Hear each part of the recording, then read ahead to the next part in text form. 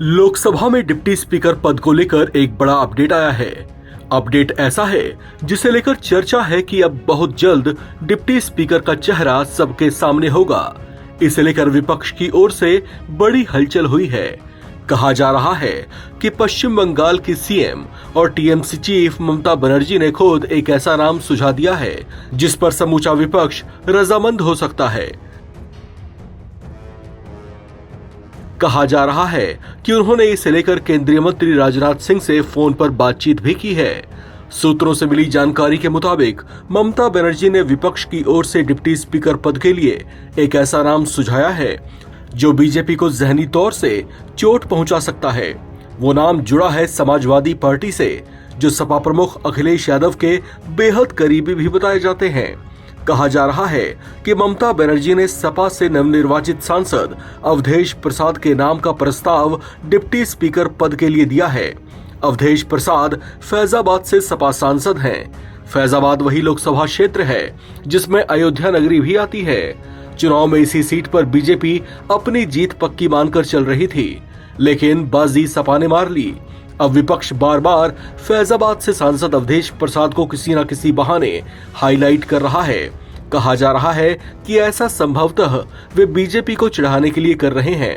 अब deputy speaker के पद को लेकर भी अवधेश प्रसाद का नाम आगे किए जाने की चर्चा है, लेकिन सवाल ये कि अगर विपक्ष इनके नाम का प्रस्ताव आगे बढ़ाता है तो क्या बीजेपी इस पर रजामंद हो पाएगी? उधर इंडिया ब्लॉक में चर्चा इस बात को लेकर भी थी कि कांग्रेस खुद इस पद पर अपनी पार्टी से किसी चेहरे को बैठाना चाहता है, लेकिन सूत्रों के मुताबिक ममता इस बात पर अड़ी हुई हैं कि डिप्टी स्पीकर के पद पर विपक्ष से ही कोई गैर कांग्रेसी चेहरा होना चाहिए। ऐसे में सपा के अवधेश प्रसाद का नाम उनकी कोई रणनीतिक सोच हो सकती है। आपको बता दें कि लोकसभा में डिप्टी स्पीकर का पद विपक्ष के पास रहने की परंपरा रही है, लेकिन ये कोई अनिवार्य नियम नहीं है, क्योंकि 2014 से 19 के बीजेपी शासन के वक्त डिप्टी स्पीकर का पद बीजेपी के उस वक्त के सहयोगी रहे एआईएडीएमके नेता थंबी दुरई के पास था, जबकि 2019 से 24 के बीच बीजेपी शासन में लोकसभा डिप्टी स्पीकर का पद खाली रखा गया था। आमतौर पर लोकसभा और विधान सभाओं में नए सदन से पहले सत्र के तीसरे दिन लोकसभा स्पीकर का चुनाव होता है।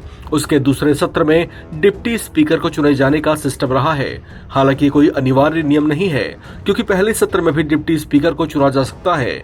डिप्टी स्पीकर का पद भी महत्वपूर्ण पद होता है, क्योंकि संविधान के अनुच्छेद 95(1) के मुताबिक स्पीकर की गैर मौजूदगी में डिप्टी स्पीकर उसकी सारी जिम्मेदारियों को संभालते हैं। ऐसे में स्पीकर की अनुपस्थिति में डिप्टी स्पीकर के पास स्पीकर के समान ही शक्तियां होती हैं। आर्टिकल 93 के मुताबिक सदन में सदस्यों की शपथ के बाद जल्दी से जल्दी नवनिर्वाचित सदस्यों में से सर्वसम्मति या चुनाव कराकर एक स्पीकर और एक डिप्टी स्पीकर का चयन किया जाना चाहिए। इस खबर में फिलहाल इतना ही। बाकी अपडेट्स के लिए आप बने रहें एनबीटी ऑनलाइन के साथ।